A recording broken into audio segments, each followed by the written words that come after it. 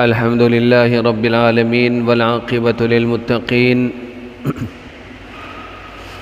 والصلاة والسلام على خاتم الأنبياء والمرسلين وعلى آله وأصحابه أجمعين.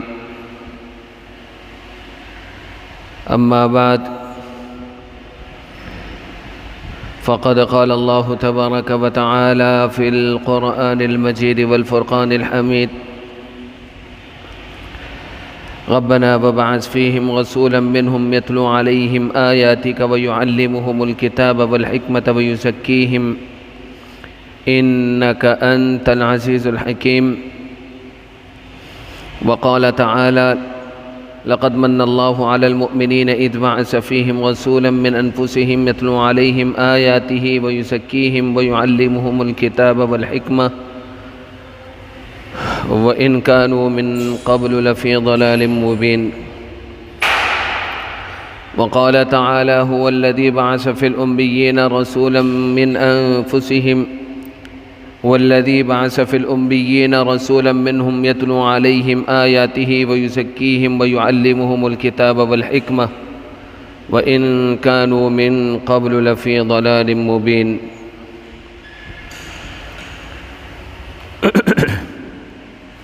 صدق الله العظيم وصدق رسوله النبي الكريم ونحن على ذلك لمن الشاهدين والشاكرين والحمد لله رب العالمين. اللهم صل على محمد وعلى آل محمد كما صليت على إبراهيم وعلى آل إبراهيم إنك حميد مجيد. اللهم بارك على محمد وعلى آل محمد كما باركت على إبراهيم وعلى آل إبراهيم إنك حميد مجيد.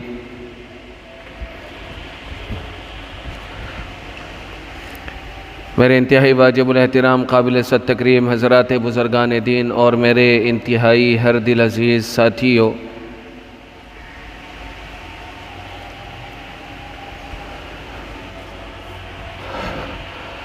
گزشتہ جمعے بھی آپ حضرات کے سامنے ایک اہم عنوان کو لے کر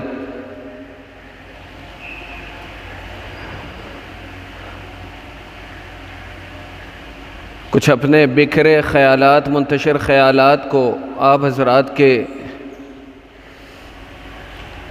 گوش گزار کرنا چاہ رہا تھا.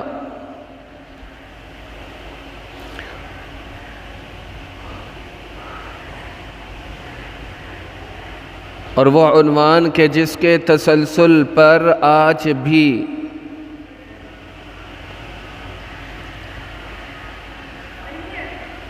چند گزارشات آپ حضرات کے گوش گزار کروں گا.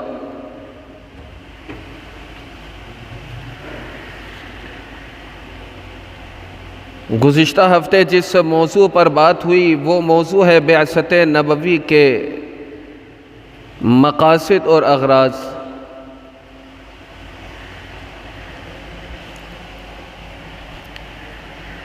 اور یہ بات بڑی تفصیل کے ساتھ میں تمہید کے طور پر گزشتہ جمعے عرض کر چکا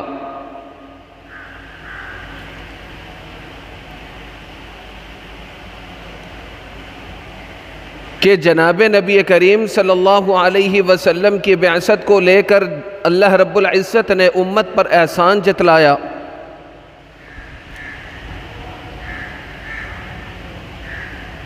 اور واضح الفاظ میں فرمایا: لقد من اللہ علی المؤمنین اذ بعث فیہم رسولا.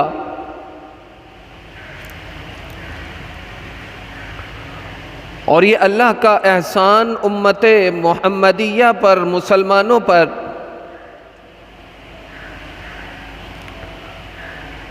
خود جناب نبی کریم صلی اللہ علیہ وسلم کے فرمان کے مطابق حضرت ابراہیم ابونا علیہ السلام کی دعاؤں کا نتیجہ ہے.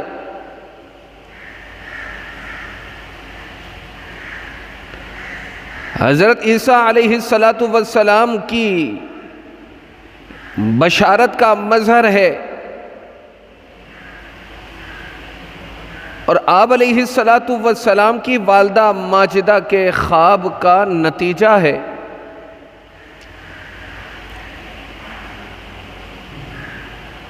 اللہ رب العزت نے امت پر احسان جتلاتے ہوئے 3 مقاصد کو، اغراض کو بعثت نبوی کے ذکر فرمایا۔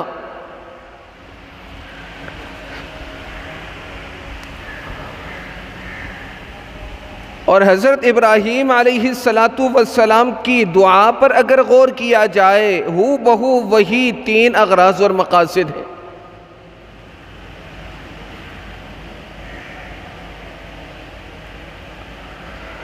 حضرت ابراہیم علیہ السلام نے برسوں پہلے دعا فرمائی،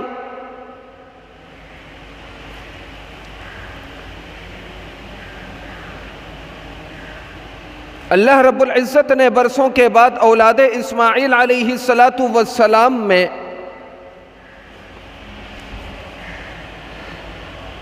جناب نبی کریم صلی اللہ علیہ وسلم محسن انسانیت سرور کونین صلی اللہ علیہ وسلم کی صورت میں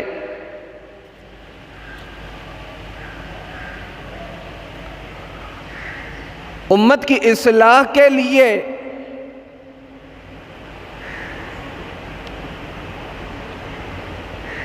آپ کو مبعوث فرمایا۔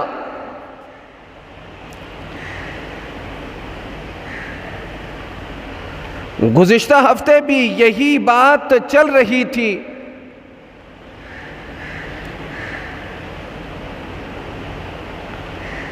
کہ جناب نبی کریم صلی اللہ علیہ وسلم کی ذات اقدس کا اہم ہونا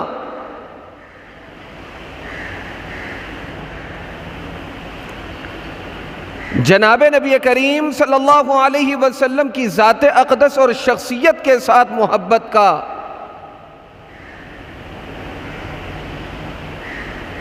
تعلق رکھنا، اس کو شریعت کے دائرے میں رہ کر اس کا اظہار کرنا عین ایمان ہے۔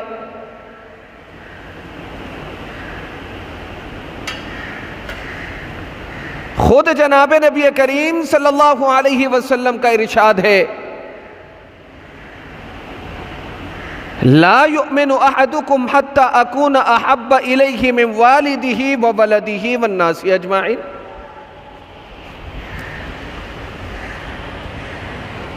تم میں سے کوئی بھی شخص کامل مومن اس وقت تک نہیں ہو سکتا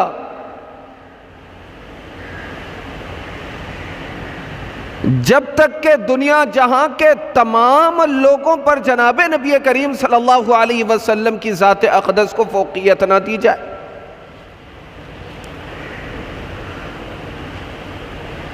جناب نبی کریم صلی اللہ علیہ وسلم کی ذات اقدس کو اہمیت نہ دی جائے دنیا کے ہر انسان پر،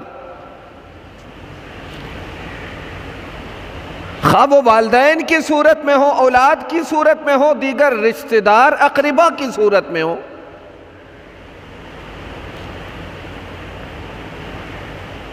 بہترین کامل مومن تبھی بن سکتا ہے کہ جب دنیا کے ہر انسان، ہر رشتے پر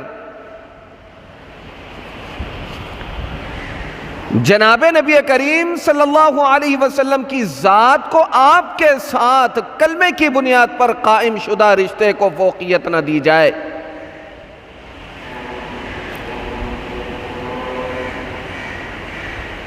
میرے عزیزو، اس محبت کا اظہار یہ عین ایمان ہے۔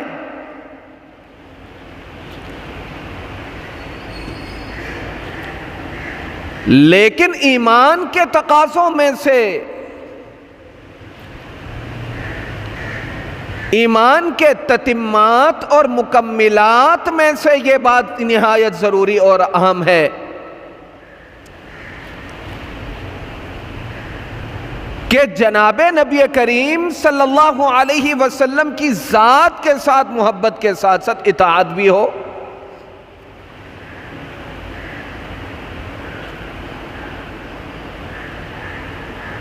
کیونکہ قرآن مجید میں اللہ رب العزت فرماتے ہیں، اے میرے حبیب آپ کہہ دیجئے، قل ان کنتم تحبون اللہ فاتبعونی یحببکم اللہ، میرے حبیب فرما دیجئے اگر تم اللہ سے محبت رکھتے ہو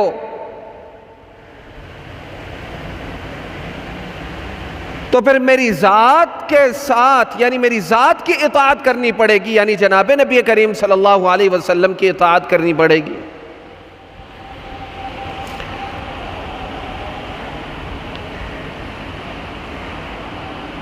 اور جس نے جناب نبی کریم صلی اللہ علیہ وسلم کی اطاعت کر لی،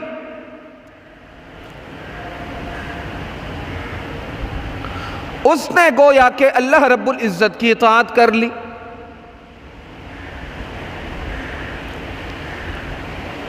خود جناب نبی کریم صلی اللہ علیہ وسلم کے ارشاد میں یہ بات واضح طور پر موجود ہے کہ من اطاعنی فقد اطاع اللہ، کہ جس نے میری اطاعت کر لی اس نے اللہ کی اطاعت کر لی۔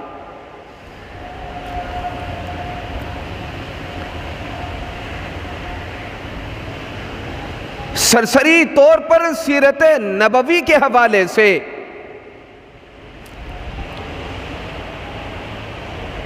گفت و شنید کر لینا، رسمی طور پر محافل سجا لینا،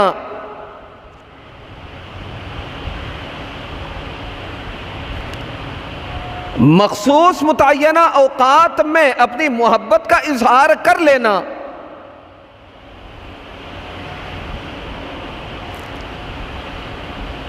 یہ جناب نبی کریم صلی اللہ علیہ وسلم کے ارشادات کے تناظر میں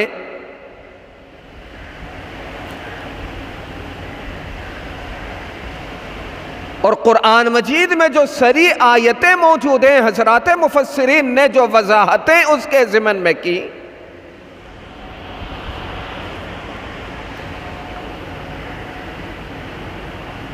یہ موسمی عارضی جذبات ان تمام تفصیلات کے یکسر مخالف ہے۔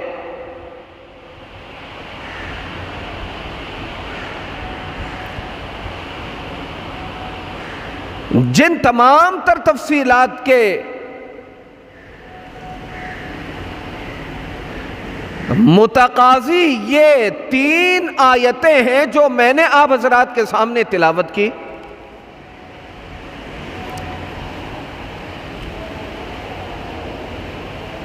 ایک آیت سورہ آل عمران کی 164 نمبر، ایک سورہ بقرہ کی 129 نمبر، اور ایک سورہ جمعہ کی آیت نمبر 2۔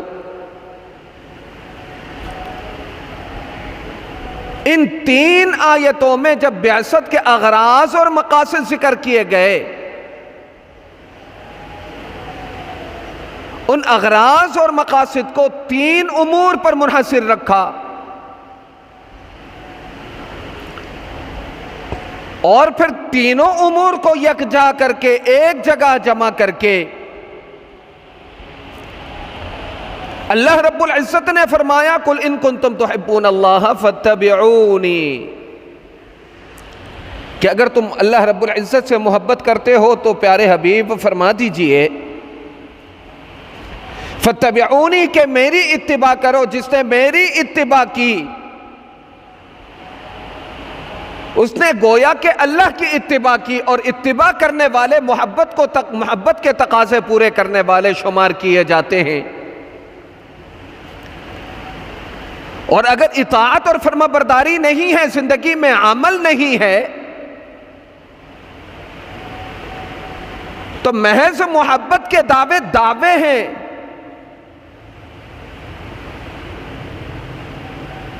کیونکہ کسی فارسی شاعر نے کیا خوب کہا، عاشقی چیست بگو بندائے جانا بودن، دل بدستے دیگرے دادن و حیراں بودن۔ عشق و محبت تو اس کو کہا جاتا ہے کہ انسان اپنے آپ کو اپنے محبوب کے حوالے کر کے محبوب کی مرضی پر اپنی زندگی بسر کرے۔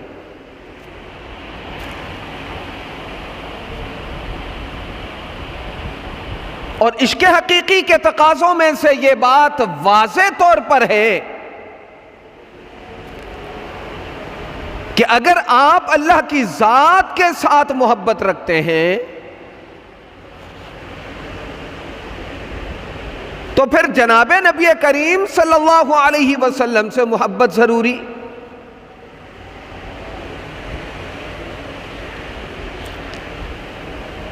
آپ اگر اللہ کے فرما بردار بندہ بننا چاہتے ہیں تو جناب نبی کریم صلی اللہ علیہ وسلم کی اطاعت اور فرما برداری تمام تر احکامات شرعیہ میں ضروری.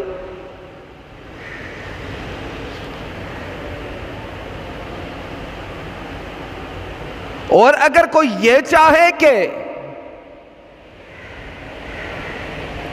دونوں قسم کی اطاعت اور فرما برداری میں سے کسی ایک کی اطاعت کر لے تو یہ ناممکن ہے.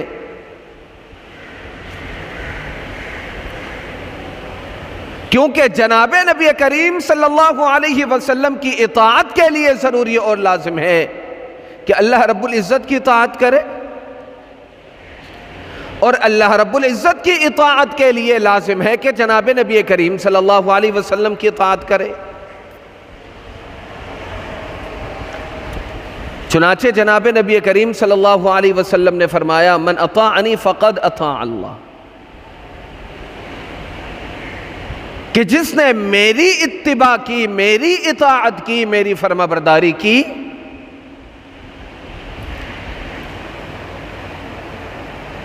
ان تمام تر سنتوں میں، شریعتوں میں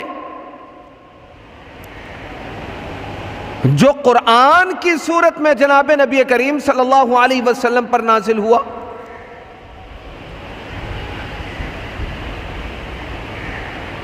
آپ کے اقوال کی صورت میں، ارشادات مبارکہ کی صورت میں، احادیث مبارکہ پر عمل، یعنی آپ کے اقوال پر عمل، آپ کے عمل کی اتباع، جسے حضرات محدثین اور علماء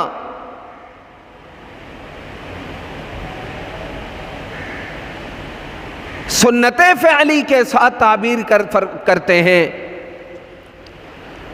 یعنی آپ علیہ السلام کے اعمال، افعال کی اتباع بھی لازم اور ضروری ہے.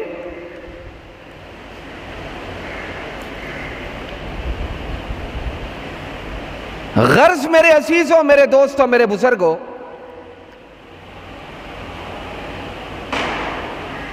قُلْ إِن كُنْتُمْ تُحِبُّونَ اللَّهَ فَاتَّبِعُونِي، اے میرے پیارے حبیب اپنے ماننے والوں کو کہہ دیجئے کہ اللہ کی اتباع میں تب چل سکو گے جب میری اتباع کرو گے. گویا کہ اللہ رب العزت کی اتباع جناب نبی کریم صلی اللہ علیہ وسلم کی اطاعت اور فرما برداری میں ہے.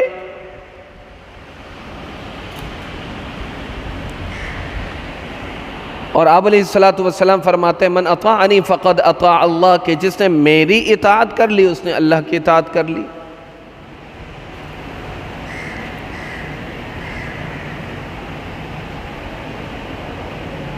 حضرت ابراہیم علیہ السلام کی دعاؤں میں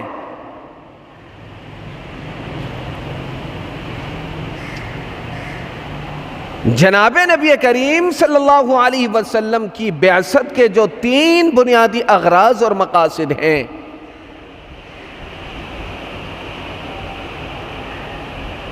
ان 3 بنیادی اغراض اور مقاصد کو پیش نظر رکھنا ضروری ہے. اور اگر بنیادی ان 3 اغراض اور مقاصد کو نظر انداز کیا جاتا ہے تو یہ بات یاد رکھیے گا کہ جناب نبی کریم صلی اللہ علیہ وسلم کی کلیتاً اتباع ممکن نہیں ہو سکے گی.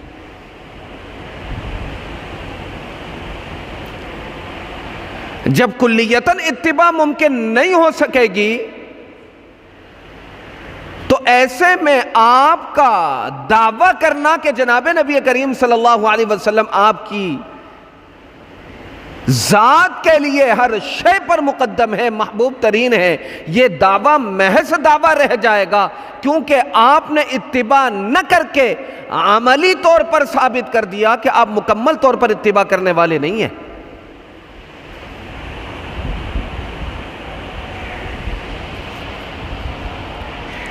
یہاں 3 بنیادی اغراض اور مقاصد ہیں.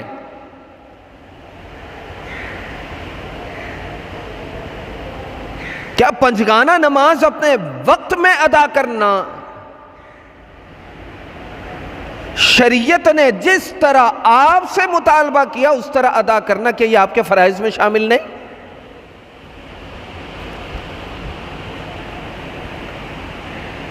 کیا یہ آپ کے فرائض میں شامل نہیں؟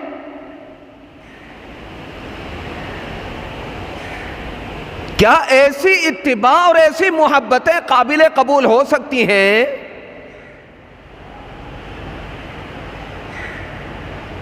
کہ جس اتباع میں پنجگانہ نماز کا کوئی خیال نہ ہو،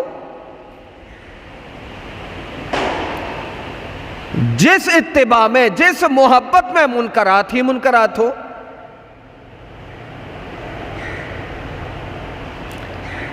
جس محبت میں ایذا رسانی کے سوا کوئی اور راستہ ہو ہی نہ؟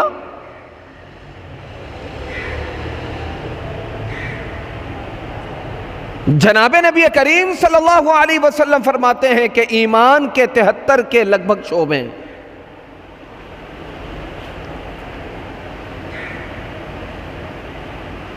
اعلیٰ ترین، افضل ترین شعبہ قول لا الہ الا اللہ، کہ کلمہ لا الہ الا اللہ، کلمہ توحید کا اقرار کرنا، اعتراف کرنا، دل و جان سے تسلیم کرنا۔ الایمان بضع و سبعون شعبۃ افضلها قول لا الہ الا اللہ وادناها اماطۃ الاذى عن الطریق، اور ادنا ترین جو شعبہ ہے راستے سے تکلیف دہ چیزوں کو ہٹانا۔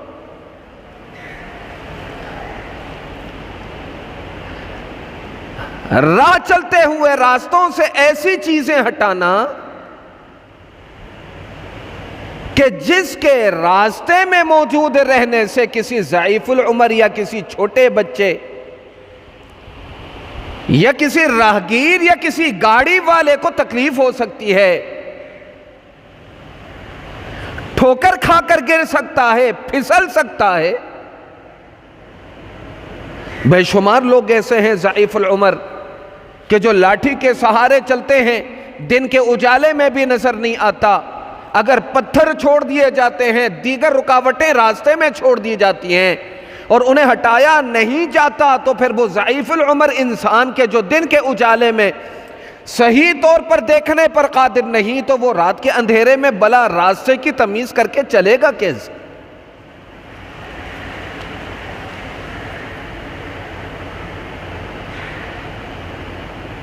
ایمان کے تقاضوں میں سے ادنا ترین تقاضا راستے سے تکلیف دہ چیزوں کو ہٹانا۔ اب راستے سے تکلیف دہ چیزوں کو ہٹانے کا مختصر مطلب یہ سمجھ کر بیٹھ جائیں کہ پتھر پڑے ہوئے ہٹا دو تاکہ راہگیر ٹکرا کے نہ گرے۔ کیا تکلیف دہ چیزیں صرف یہ ہیں، یا اپنے گھر کا کوڑا کرکٹ اٹھا کے تھیلی بچوں کے ہاتھ میں تھما کر یہ کہہ دیا جائے کہ سامنے والے کے دروازے پہ رکھ کے آ جاؤ؟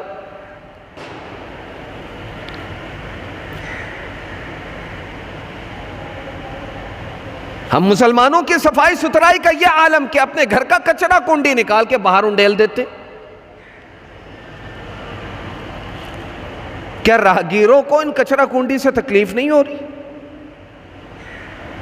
کیا اس کے تعفن اور بدبو کی وجہ سے تکلیف نہیں ہو رہی؟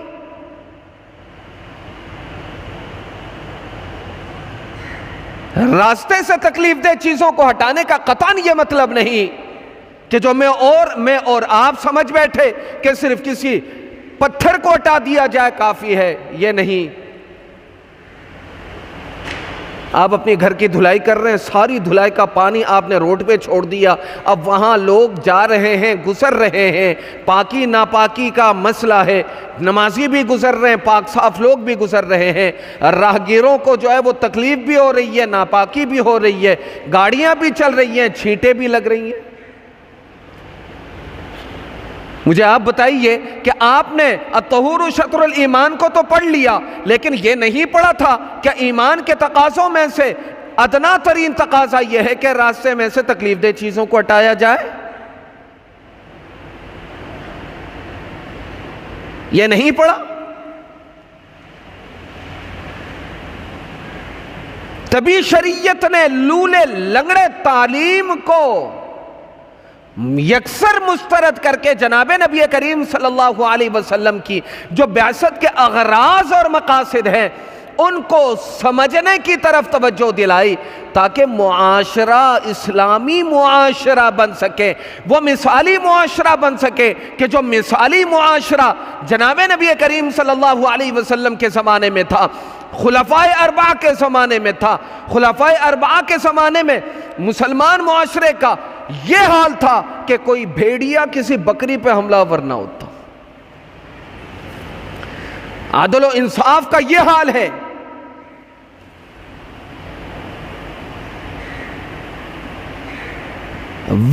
وقت کا حاکم گلی کوچوں میں چکر لگاتا، لوگوں سے تکلیفیں دور کرتا۔ جناب نبی کریم صلی اللہ علیہ وسلم کی ان تمام تر محنت کا نتیجہ ہے کہ اللہ رب العزت نے خلفائے اربعہ کے زمانے میں اسلام کو جو سربلندی عطا کی تھی، آج 1400 سال گزرنے کے بعد وہ سربلندی ہم باقی نہیں رکھ سکے، وہ فتوحات ہم اپنے ہاتھوں میں نہیں رکھ سکے۔ وجہ بنیادی طور پر یہی کہ اپنی سلطنت، اپنی ریاست کو باقی رکھنے کے لیے، نظام معیشت کو چلانے کے لیے جو نظام مجھے اور آپ کو دیا گیا، ہم نے اس نظام کو بالائے طاق رکھ دیا۔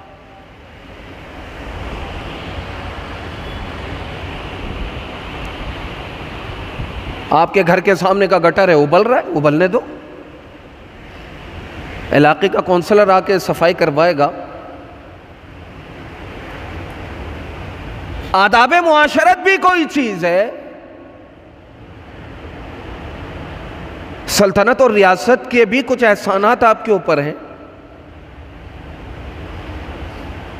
آپ کی غلط روش کی وجہ سے، غلطیوں کی وجہ سے اگر گٹر کی نالیاں بند ہوئی ہے تو تھوڑا سا خرچہ کر کے اس کو کھلوا دیں۔ راستے میں پانی بہہ کے آ رہا ہے، نمازی بھی آ رہے ہیں، چھینٹیں بھی لگ رہی ہیں، بچے وہاں سے دوڑ کر جا رہے ہیں، بچوں کے دوڑنے کی وجہ سے چھینٹیں ادھر ادھر لگ رہی ہیں، گاڑیاں چل رہی ہیں، اور الامان والحفیظ گاڑیاں تو ایسے چلاتے ہیں جیسے جو نا کیا کہتے ہیں کوئی باپ دادا کی خریدی ہوئی جاگیر ہے۔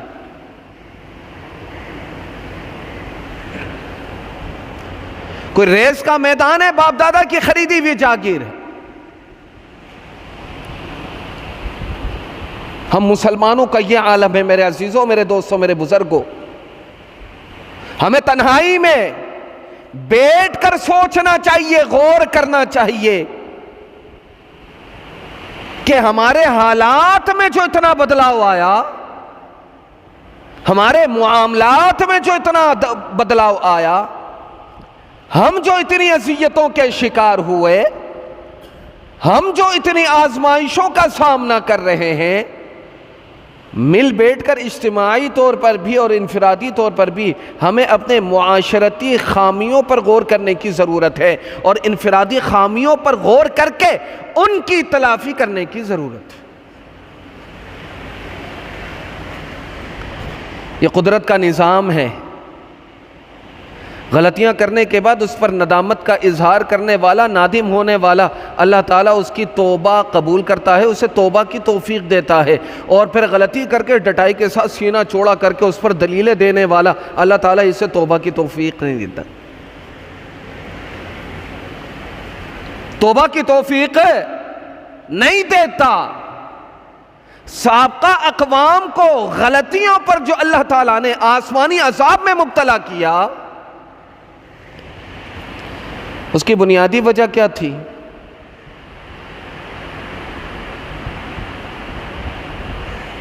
اللہ تعالیٰ جب ان کو کسی معاملے سے منع فرماتے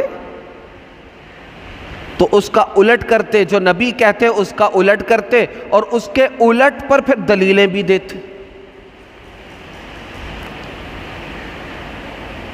اس کی چھوٹی سی مثال قرآن مجید میں ہے۔ بنی اسرائیل کو منع کیا گیا کہ ہفتے والے دن شکار نہ کرنا۔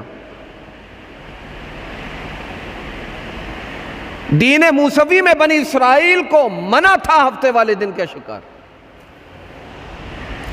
اب وہ کیا کرتے، نہریں، تالاب، وہاں باڑ لگا دیتے اور وہاں آئی ہوئی مچھلیاں ان کو روک دیتے، اور اس کے بعد اتوار والے دن شکار کرتے۔ جب ان سے حضرت موسیٰ علیہ السلام پوچھتے کہ تم نے یہ کیا کیا، تمہیں شکار سے منع کیا تھا اور تم نے جو ہے وہ شکار کر لیا، تو پلٹ کے یہ جواب دیتے، ہم نے شکار کیا کب، ہم نے تو روکا تھا، شکار تو اتوار کو کر رہے ہیں۔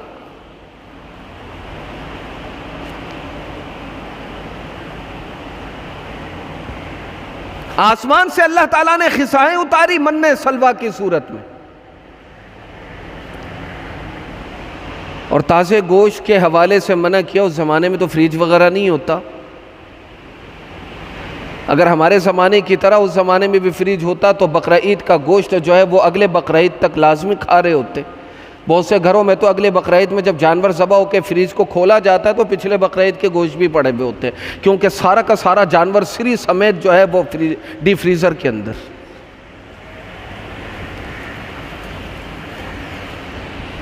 ان کو منع کیا گیا کہ ذخیرہ اندوزی نہ کرنا، کیونکہ غذائیں جو اتری ہیں وہ تازے گوشت کی ہے، خراب ہو جائیں گی، یہ تو آپ بھی جانتے۔ اب جس چیز سے منع کیا اسی کے الٹ کر رہے ہیں کہ گوشت کا ذخیرہ کرنا شروع کر دی۔ اب تازے کچے گوشت کو اگر سالن کو آپ ذخیرہ کریں اور اس کو ذخیرہ کرنے کے کوئی ذرائع اسباب آپ کے پاس نہ ہوں تو پھر مجھے یہ بتائیے کہ اس سالن کا، اس گوشت کا کیا حال ہوگا؟ چنانچہ اس نافرمانی کے نتیجے میں پوری کی پوری بستی پرتعفن ہو گئی، ہر جگہ سے بدبو پھوٹ رہی، کیونکہ انہوں نے کبھی بھی وہ کام نہیں کرنا کہ جو نبی نے کہا، اللہ کے حبیب نے کہا، اور اللہ رب العزت نے انہیں اپنے نبی کے ذریعے سے حکم دی۔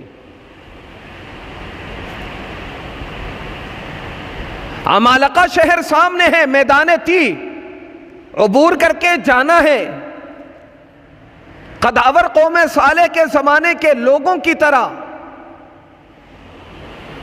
عمالقہ کے لوگ ہوا کرتے تھے، بنی اسرائیل چھوٹے چھوٹی قامت کے ہوتے تھے۔ بنی اسرائیل کو حضرت موسیٰ علیہ السلام نے فرمایا کہ اللہ رب العزت کا حکم ہے کہ ہم جا کے ان سے قتال کریں، بس صرف عمالقہ میں ہم نے داخل ہونا ہے اس شہر میں، اللہ تعالیٰ ان تناور کھجور کے درختوں کی طرح لمبے چوڑے جو قداور لوگ ہیں ان کو ویسے ہی گراتا رہے گا، صرف ہم نے داخل ہونا۔ نبی کی بات کو نہ ماننے کی روش ایسی رچ بس گئی تھی۔ جواب دیا، انت وربک فقاتلا انا ہاہنا قاعدون، اے موسیٰ آپ جائیے، اپنے رب کو ساتھ لے کر جائیے، یا اپنے رب کے ساتھ جا کر لڑیے، جب فتح نصیب ہو جائے تو بتا دیجئے گا، آخر میں حلوہ منڈنے کے لیے آ جائیں گے۔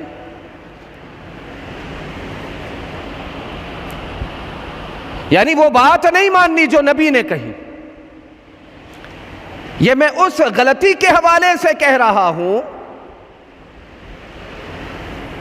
کہ جو سابقہ اقوام میں اللہ رب العزت نے کسی کو سمندر میں غرق کیا، کسی کو پتھر برسا کر غرق کیا، کسی کو کالی آندھی کی صورت میں مسلط کر کے غرق کیا، کسی کو زمین میں دھسا کر غرق کیا، کسی کو زمین میں پھنسا کر غرق کیا، کسی کو اللہ رب العزت نے چہرے مسخ کر کے غرق کیا، کسی کو اللہ رب العزت نے بندر بنایا، یہ تمام تر عذاب ان اقوام سابقہ پر تبھی آیا کہ جب انہیں کسی معاملے سے روکا گیا، کسی معاملے کا حکم دیا گیا تو اس کا الٹ بھی کرتے، ساتھ میں ڈٹائی کے ساتھ اس الٹ پر دلیل بھی دیتی۔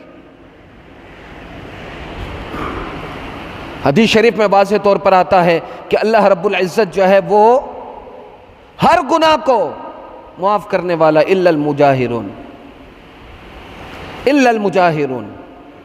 مجاہر اسے کہا جاتا ہے کہ جو گناہ کرتا ہے حیا بھی نہ کرے، سر عام کرے، سر چوک کرے، جب اسے تنبیہ کی جائے تو اس پر دلیلیں بھی دے۔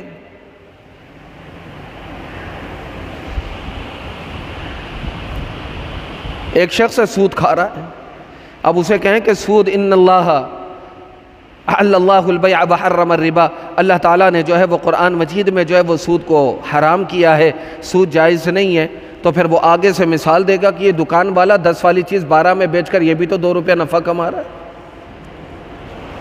عجیب دلیل ہے۔ قرآن اور حدیث میں اللہ رب العزت نے اور اس کے پیارے حبیب نے جو کہا، جو تقاضا کیا،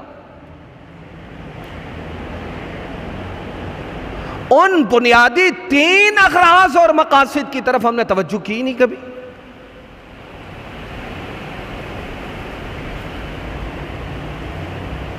ان بنیادی 3 اغراض اور مقاصد کی طرف توجہ نہ کرنے کی وجہ سے آج کلمہ گو مسلمان معاشرے میں جینے کے باوجود تنزلیوں کے جو ہے وہ ہم شکار ہیں، تنزلی کی زندگی گزار رہے ہیں، قسمہ پرسی کے عالم میں زندگی گزار رہے ہیں، معیشت ہماری برباد، کھانا پینا ہمارا برباد، کمائی ہماری برباد، کمائی میں برکت ہماری نہیں، اولاد ہماری فرما بردار نہیں، نظام ہمارا دھرم برم۔ اس کی بنیادی وجہ یہ ہے کہ جناب نبی کریم صلی اللہ علیہ وسلم نے جن 3 اغراض اور مقاصد کو لے کر آپ کی بعثت ہوئی، اور یہ 3 اغراض مقاصد در حقیقت حضرت ابراہیم علیہ السلام کی دعاؤں میں شامل تھا، اور پھر جب اللہ رب العزت نے جناب نبی کریم صلی اللہ علیہ وسلم کو امت پر مبعوث فرمایا، احسان جتلاتے ہوئے انہی 3 دعاؤں کا ذکر فرمایا کہ جن 3 دعاؤں میں 3 اغراض اور مقاصد کسی نبی کی بعثت کے لیے بنیادی حیثیت رکھتے ہیں، اللہ تعالیٰ نے ان کا بھی اعادہ کیا۔ اس سے پتہ چلا کہ حضرت ابراہیم علیہ السلام نے بعثت کے 3 جو بنیادی اغراض تھے ان کے لیے دعا فرمائی۔ اللہ تعالیٰ نے جب آپ کو نبوت سے سرفراز کیا، جب آپ کی بعثت فرمائی، تو پھر انہی 3 اغراض اور مقاصد کو ذکر کیا۔ اللہ کا ان 3 اغراض مقاصد کو ذکر کرنا، آپ کے حبیب کا ابراہیم خلیل اللہ کا ان 3 اغراض مقاصد کو لے کر نبی کریم صلی اللہ علیہ وسلم کی بعثت کی تمنا کرنا، خواہش ظاہر کرنا، اور پھر تینوں نقطوں کو لے کر خواہش ظاہر کرنا، یہ اس بات کی واضح دلیل ہے کہ نبی کریم صلی اللہ علیہ وسلم کی مکمل طور پر اتباع کرنے والے پر بھی ان 3 اغراض اور مقاصد پر کلیتاً عمل کرنا لازم اور ضروری ہے۔ اگر کوئی شخص ان 3 کلیوں پر، ان 3 اغراض پر، ان 3 مقاصد پر عمل پیرا نہ ہو تو پھر یہ بات یاد رکھیے گا کہ اس کا ایمان بھی نامکمل، اس کے دعوے بھی نامکمل۔ جب نامکمل ایمان کے ساتھ نامکمل دعوے کرو گے، پھر ایذائے مسلم اپنے دعوے میں، محبت کے دعوے میں عملی طور پر، قولی طور پر محبت کے دعوے کرو گے، عملی طور پر ایذائے مسلم کا شکار ہوگے، قولی طور پر محبت اظہار کی بات کرو گے، لیکن عمل کی باری آئے گی، روڈ میں کھڑے رہو گے، لیکن نماز، فرض نماز کا وقت آ جائے گا، نماز کی توفیق نہیں ہوگی۔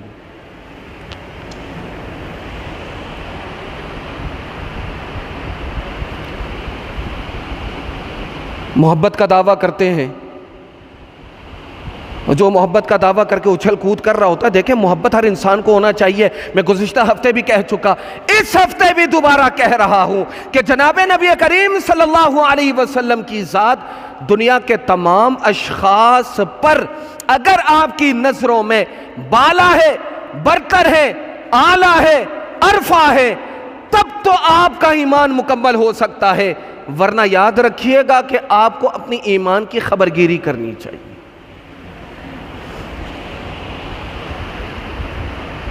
محبت تو بالکل ٹھیک ہے،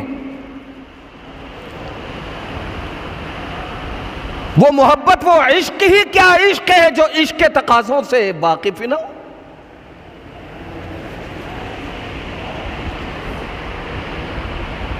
آپ طالب علم ہیں تو طالب علمانہ تقاضے اللہ تعالیٰ آپ کو سکھاتا ہے، نہیں سکھاتا؟ آپ شوہر ہیں تو شوہر بننے کے بعد شوہروں والے تقاضے آتے نہیں آتے؟ ایک خاتون ہے، بیوی بنتی ہے، بیوی بننے کے بعد بیوی والے تقاضے اس میں آتے نہیں آتے؟ تعصصر بننے کے بعد اس کے تقاضے آ جاتے ہیں. جب محبت کی بات کی، جب کمال ایمان کی بات کی، تو پھر اس کے تقاضوں سے واقف کیوں نہیں؟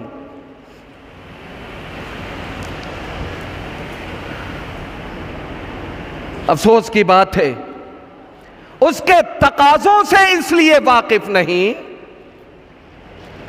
کہ جناب نبی کریم صلی اللہ علیہ وسلم امت کے پاس کس مشن کو لے کر آئے ہیں، کن اغراض اور مقاصد کی پرچار کے لیے آپ کی بعثت ہوئی ہے، وہ ہمیں پتہ ہی نہیں.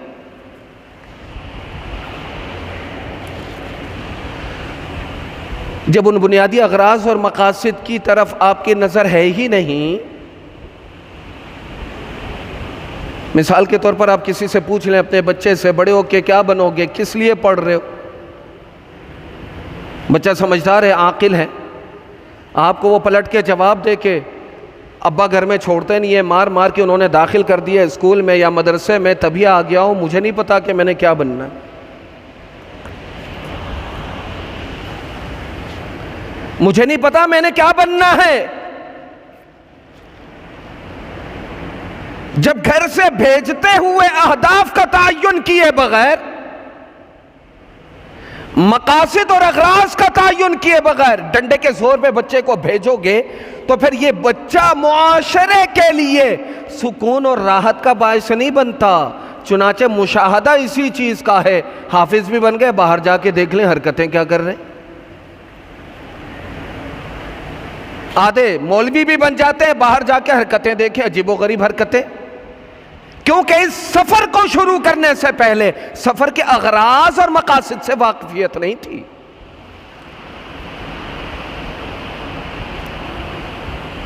ہم مومن ہیں، ایمان والے ہیں، اس کا تو شکر ادا کیجئے. ساتھ پشتہ ہم مومن ہیں، ہمیں اپنی گھٹی میں کلمہ لا الہ الا اللہ محمد الرسول اللہ، ہمیں اس کے لیے محنت نہیں کرنی پڑے، شکر ادا کریں. اب محنت کس چیز کی رہ جاتی ہے؟ صرف دین کے اور ایمانیات کے جو اغراض مقاصد ہیں ان اہداف کا تعین رہ جاتا ہے. وہ اہداف ہم متعین کرتے ہی نہیں. وہ اہداف اور وہ اغراض مقاصد کیا ہیں کہ جو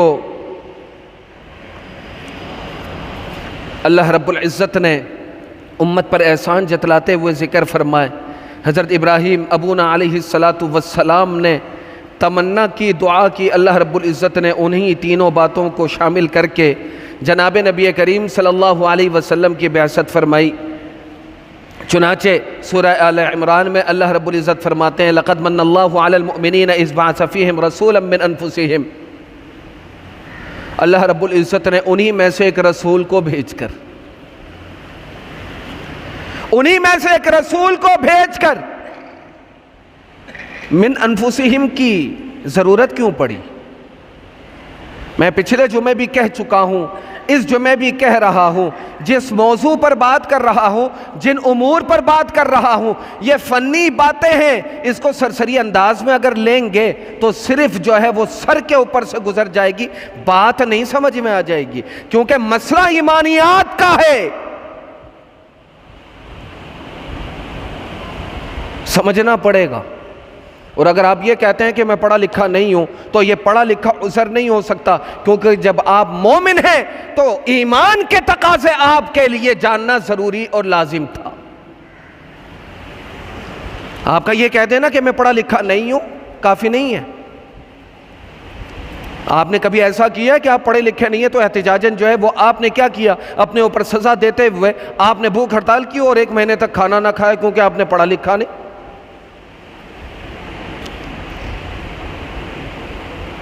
دینیات کے وہ امور تو کم از کم جان لیتے جن باتوں کی وجہ سے سر عام، سر معاشرہ، سر چوک، سر دار یہ تو کہہ سکو کہ ہم مسلمان ہیں.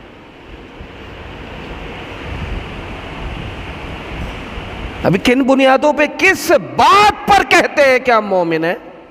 کس بات پر؟ اور یہ بات پچھلے 2 سال سے کہہ رہا ہوں.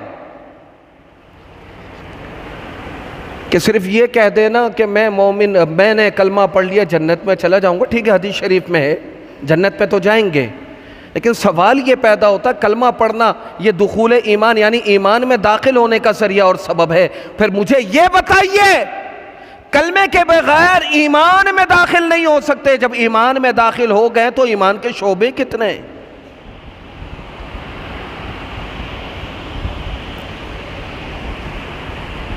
آپ کو صرف آسان آسان شعبے کیوں یاد رہتے ہیں، مشکل والے کیوں یاد نہیں رہتے؟ آپ کو صرف وہ شعبہ کیوں یاد رہتا ہے کہ جس میں کھانا چاہیے بس؟ مجاہدات اور ریاستوں والا شعبہ کیوں نظر نہیں آتا؟ جہاں طبیعت پر شاک ہو، طبیعت پر بوجھ ہو، اور یہ کہ گزر جاتے ہیں کہ میں تو پڑھا لکھا نہیں ہوں، پڑھے لکھے نہیں ہو، پڑھے لکھے نہیں ہو۔ اللہ رب العزت بعثت کے اغراض اور مقاصد کو ذکر کرتے ہوئے سب سے پہلے نمبر پر ارشاد فرما رہے ہیں قرآن مجید میں، لَقَدْ مَنَّ اللَّهُ عَلَى الْمُؤْمِنِينَ إِذْ بَعَثَ فِيهِمْ رَسُولًا مِّنْ أَنفُسِهِمْ يَتْلُو عَلَيْهِمْ آيَاتِهِ، کہ جاؤ ان میں جا کے قرآن مجید کی تلاوت کرو، يَتْلُو عَلَيْهِمْ آيَاتِهِ وَيُزَكِّيهِمْ وَيُعَلِّمُهُمُ الْكِتَابَ وَالْحِكْمَةَ، اور حضرت ابراہیم علیہ السلام کی دعا میں وَيُعَلِّمُهُمُ الْكِتَابَ وَالْحِكْمَةَ دوسرے نمبر پر ہے، جبکہ تزکیہ نفس تیسرے نمبر پر ہے۔ جب آپ علیہ السلام کی بعثت کا احسان جتلاتے ہوئے اللہ رب العزت ذکر فرماتے ہیں تو تلاوت کے بعد دوسرے نمبر پر تزکیہ کو ذکر فرماتے ہیں، اور تیسرے نمبر پر جا کر جو ہے وہ تعلیم قرآن اور حکمت کو ذکر فرماتے ہیں۔ اور پھر اسی طرح سورہ صف میں جا کر وَالَّذِي بَعَثَ فِي الْأُمِّيِّينَ رَسُولًا مِّنْهُمْ يَتْلُو عَلَيْهِمْ آيَاتِهِ وَيُزَكِّيهِمْ وَيُعَلِّمُهُمُ الْكِتَابَ وَالْحِكْمَةَ، کہ یتلو علیہم اس میں بھی وہی تلاوت قرآن، وَيُزَكِّيهِمْ اس میں بھی تزکیہ کی بات ہے، وَيُعَلِّمُهُمُ الْكِتَابَ وَالْحِكْمَةَ کتاب اور حکمت اس میں بھی ہے۔ اب سب سے پہلے اپنے دماغ میں یہ بات بٹھا لیں کہ بعثت نبوی کے اغراض اور مقاصد کو اللہ رب العزت نے دو ٹوک الفاظ میں ان تین اغراض کو تین مقامات میں ذکر فرمایا، ایک دفعہ سورہ بقرہ میں، ایک دفعہ سورہ آل عمران میں، ایک دفعہ سورہ جمعہ میں۔ اب جب تین مقامات میں ذکر فرمایا تو سب سے پہلا غرض کیا ہے؟ یتلو علیہم آیات،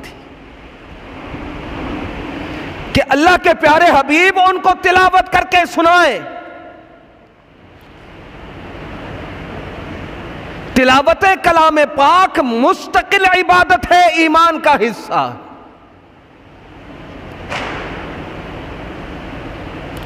دوسرے نمبر پر فرمایا وَيُعَلِّمُهُمُ الْكِتَابَ، کہ کتاب کی تعلیم دے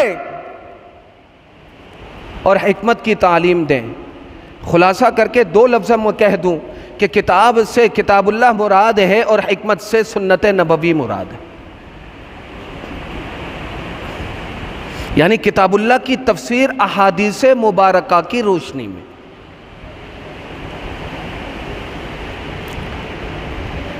اب آپ سمجھیں گے کہ بنیادی اغراض اور مقاصد اتنے آسان ہیں، قرآن مجید کی تلاوت کرنی ہے بس۔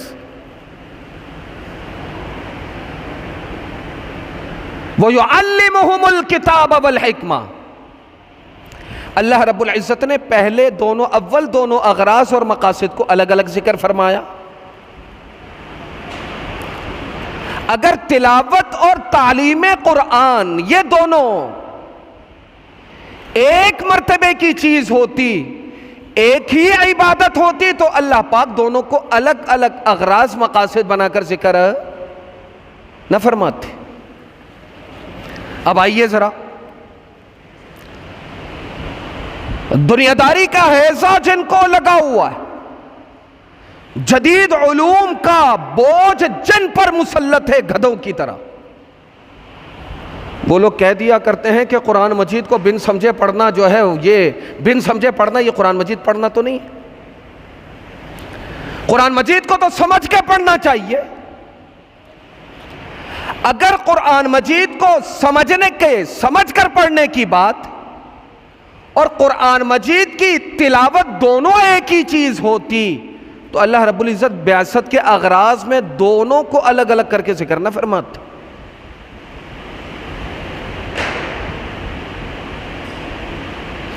اب جو لوگ یہ کہتے ہیں کہ مدارس میں ہوتا کیا ہے کہ بچے بیٹھے ہوئے طوطے کی طرح رٹتے ہیں، سمجھ کچھ نہیں، طوطے کی طرح بیٹھ کر رٹتے ہیں، سمجھ کوئی نہیں۔ لیکن حضرات مفسرین نے واضح طور پر لکھا، احادیث مبارکہ کے ذخائر اتنے موجود ہیں کہ خالی طوطے کی طرح قرآن مجید کے الفاظ کو رٹنا بھی مستقل عبادت۔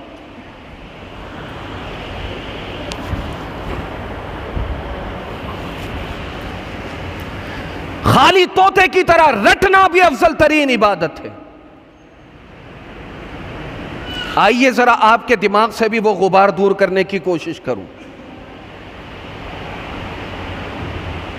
کہ جو جدت کی وبا نے آپ کے اور میرے دماغ میں مسلط کر رکھا ہے۔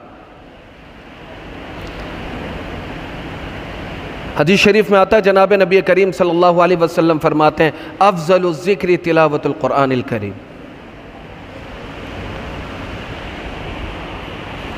سب سے بہترین ذکر قرآن مجید کی تلاوت کرنا ہے۔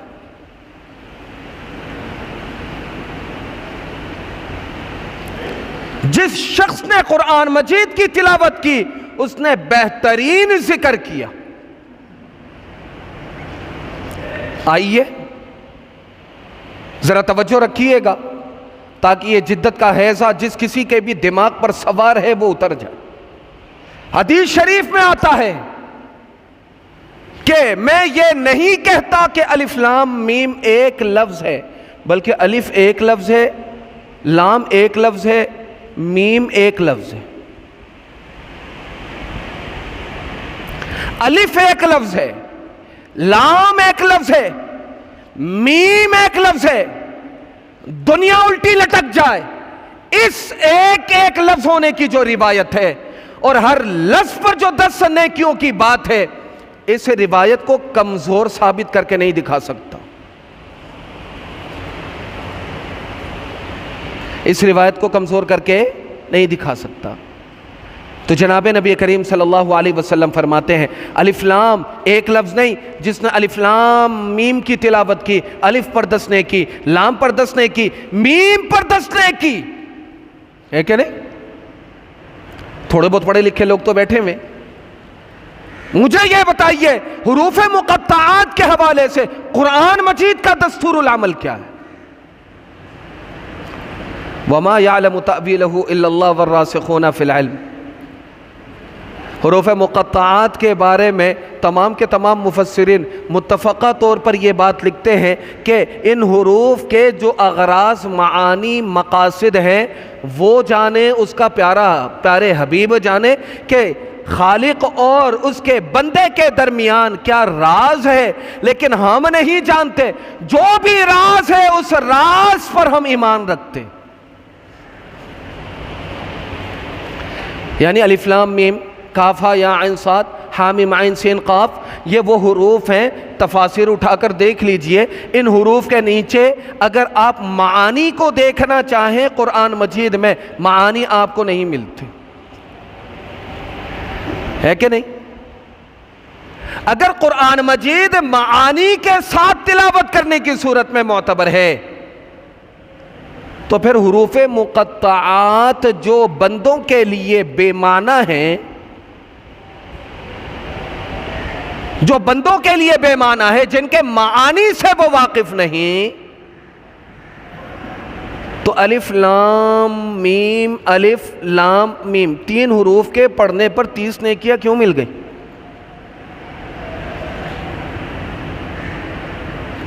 30 نیکیاں کیوں ملی؟ اگر یہ کہتے ہیں کہ طوطے کی طرح رٹنا عبادت نہیں تو الف لام میم، الف لام میم، الف لام میم، الف لام میم، بچہ سبق یاد کر رہا ہے، الف لام میم، لام کے اوپر بھی 5 الف کے برابر مد ہے، میم کے اوپر بھی 5 الف کے برابر مد ہے، اس کو کھینچ کے پڑھنا 5 الف کے برابر پڑھے جا رہا ہے، پڑھے جا رہا ہے، پڑھے جا رہا ہے، فضول میں اپنا وقت ضائع کیا۔ کیا 30 نیکیاں نہیں ملے؟ تیسرے نمبر پر میں مصلی پہ کھڑے ہو جاؤں، کھڑا ہو کر جو ہے وہ قرآن مجید کا ترجمہ انگلش میں پڑھنا شروع کر دوں، سورہ فاتحہ کا ترجمہ پڑھ لوں، کیونکہ بے معنی جو ہے وہ قرآن مجید کی تلاوت کرنا باعث اجر و ثواب نہ ہونے کا جو یہ ایک خیال جدید لوگوں کا ہے، اگر انگریزی میں تلاوت شروع کر دوں تو انصاف سے بتائیے گا جو بیچارہ بالکل ان پڑھ ہو وہ بتا دے کہ نماز ہو جائے گی؟ جسے کچھ بھی نہیں آتا وہ بتا دے کہ انگریزی کی تلاوت سے نماز ہو جائے گی؟ فارسی کو پڑھنے سے نماز ہو جائے گی؟ پشتو میں تلاوت کروں نماز ہو جائے گی؟ سندھی میں تلاوت کروں ترجمہ نماز ہو جائے گی؟ نماز نہیں ہوگی جب تک کہ الفاظ اور حروف کی رعایت اس طرح نہ کی جائے جس طرح اللہ تعالیٰ نے حکم دیا۔ کتنی باتیں ہو گئیں؟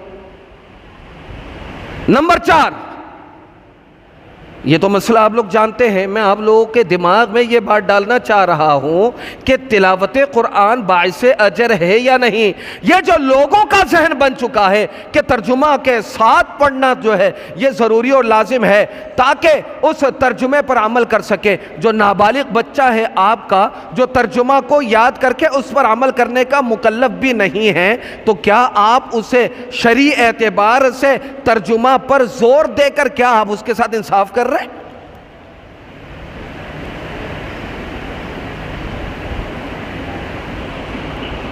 الفاظ قرآنی،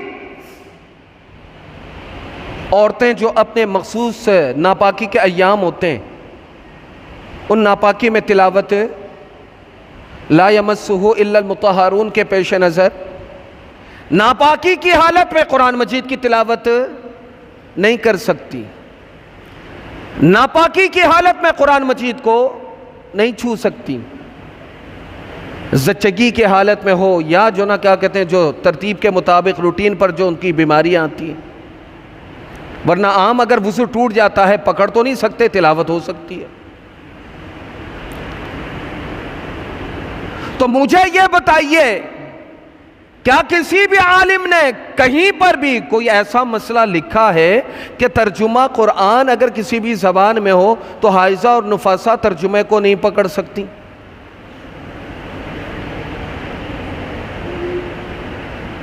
ترجمہ جو معانی ہیں ان کو نہیں پکڑ سکتی، یہ کسی نے کہا ہے؟ یہاں تک کہ حضرات علماء کرام نے، فقہاء اعظام نے یہ بات واضح طور پر لکھی، اگر قرآن مجید کی آیت کسی گتے میں اور اسی طرح اگر کسی جگہ درج ہے قرآن مجید کے علاوہ، اور اگر ناپاک ہے خاتون، کوئی شرن کوئی ضروری اور مجبوری ہے، تو پھر وہ بیاض میں یعنی قرآن مجید کی جہاں آیت نہیں لکھی ہوئی ہو اس بیاض کو بھی ہاتھ لگا سکتی ہے، کیونکہ قرآن مجید ہے۔ نمبر 5، حضرات علماء کرام نے اور فقہاء اعظام نے واضح طور پر لکھا کہ قرآن مجید کا صرف ترجمہ چھاپنا یہ جائز نہیں۔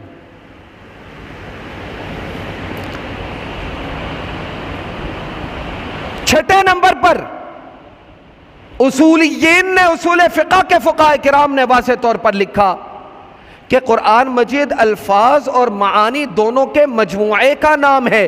جب دونوں کے مجموعے کا نام ہے تو پھر ایسی صورت میں خالی ترجمے کے ذریعے سے قرآن مجید کا اگر متن شامل نہ ہو تو پھر ایسی صورت میں کسی کے لیے اس میں تحریف کرنے کا قوی امکان نکل سکتا ہے، اور اگر متن سامنے موجود ہو تو متن کے ذریعے سے اس ترجمے کا مقارنہ کر کے اس دجل کو پکڑنا آسان ہو سکتا ہے کہ جو دجل نبوت کے خلاف اٹھنے والے لوگوں نے کیا۔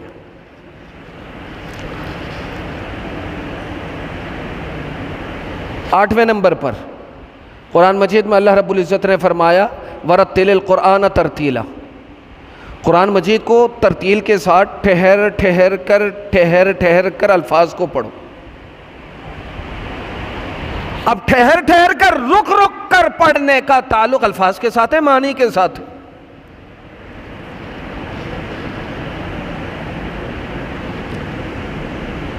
90 نمبر پر حدیث شریف میں بھی آتا ہے اقرأ القرآن بلحون العرب، کے لحون عرب میں قرآن مجید کو پڑھا کرو۔ عرب کا جو لحون ہے، لحن ہے، وہ معانی کے ساتھ تعلق رکھتا ہے، یہ آواز یا الفاظ کے ساتھ تعلق رکھتے ہیں۔ 10ویں نمبر پر اللہ رب العزت قرآن مجید میں فرماتے ہیں اِنَّا نَحْنُ نَزَّلْنَا الذِّكْرَ وَإِنَّا لَهُ لَحَافِظُونَ، کہ ہم نے قرآن مجید، ذکر سے قرآن مجید مراد ہے، ہم نے اس کو اتارا اور ہم نے ہی اس کی حفاظت کی ذمہ داری لے رکھی ہے۔ تو مجھے یہ بتائیے کہ اللہ رب العزت نے جو قرآن مجید کی حفاظت کی ذمہ داری لے رکھی ہے، 2 گتوں کے درمیان 30 سپارے 7 منزلوں پر مشتمل، جو 6666 آیتوں پر مشتمل قرآن مجید ہے، کیا یہ مکمل قرآن مجید نقوش کے ساتھ نہیں ہے، الفاظ کے ساتھ؟ اِنَّا نَحْنُ نَزَّلْنَا الذِّكْرَ وَإِنَّا لَهُ لَحَافِظُونَ میں حضرات محدثین نے، مفسرین نے واضح طور پر لکھا ہے کہ اللہ رب العزت نے الفاظ کی حفاظت کی ذمہ داری بھی لی ہے، معانی کی حفاظت کی ذمہ داری بھی لی ہے، کیونکہ معنی وہی معتبر ہے کہ جو پیارے حبیب نے وضاحت کی۔ تبھی فرمایا یعلمہم الکتاب والحکمہ، کہ نبی بنا کر دوسرے نمبر میں اس وجہ سے بھیجا تاکہ قرآن مجید کی تعلیم دے، لیکن کس کے تناظر میں؟ حکمت کے تناظر، یعنی سنت نبوی کے تناظر۔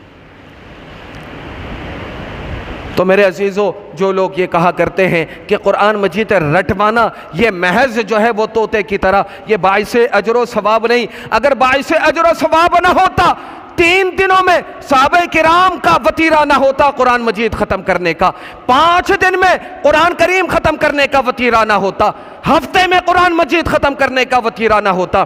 جس امام کو آپ مانتے ہیں، میں مانتا ہوں، وہ مرد قلندر امام اعظم ابو حنیفہ رحمۃ اللہ علیہ مرتے دم تک رمضان المبارک کے 1 مہینے میں 61 ختم نہ کرتا۔ اگر الفاظ کا اعتبار نہ ہوتا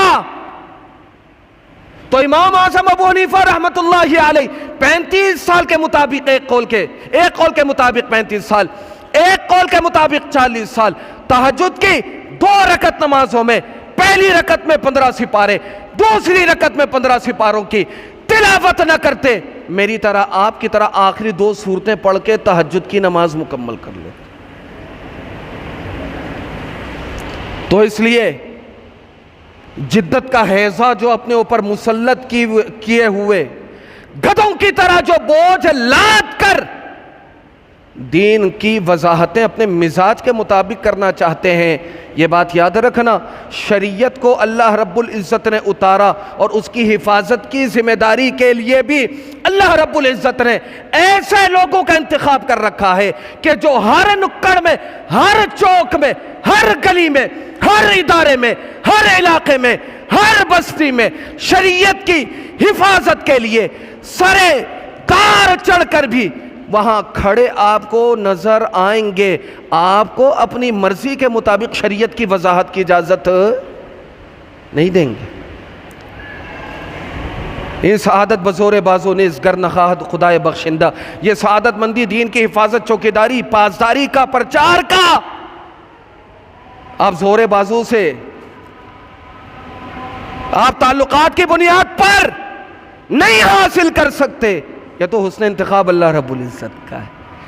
اللہ تعالیٰ نے دین کی چوکیداری کے لیے جس کا انتخاب کر لیا اس کو کسی کا باپ بھی نہیں ٹلا سکتا، یہ سعادت کی بات ہے۔ تو اس وجہ سے میرے عزیزو، میرے دوستو، میرے بزرگوں، یہ بات دماغ میں بٹھا لیں، ترجمہ نہیں آتا کوشش کیجئے، لیکن قرآن مجید کی تلاوت کو لازم رکھیے، عبادت ہے، 1 حرف پر 10 نیکی ہے، جتنے حروف کو تلاوت کرتے رہو گے 10 کے ساتھ ضرب دیتے جاؤ، اللہ تعالیٰ نیکیوں سے جو ہے وہ مالا مال کرتا رہے گا۔ اس حوالے سے جو باقی باتیں رہ گئی ہیں وہ انشاءاللہ آئندہ جمعہ زندگی بخیر و عافیت رہی تو آپ حضرات کے گوش گزار کروں گا۔ اللہ تعالیٰ ان منتشر چیدہ باتوں کو جو ہے وہ سمجھنے اور اس پر عمل پیرا ہونے کی ہم سب کو توفیق عطا فرمائے۔ وآخر دعوانا ان الحمدللہ رب العالمین۔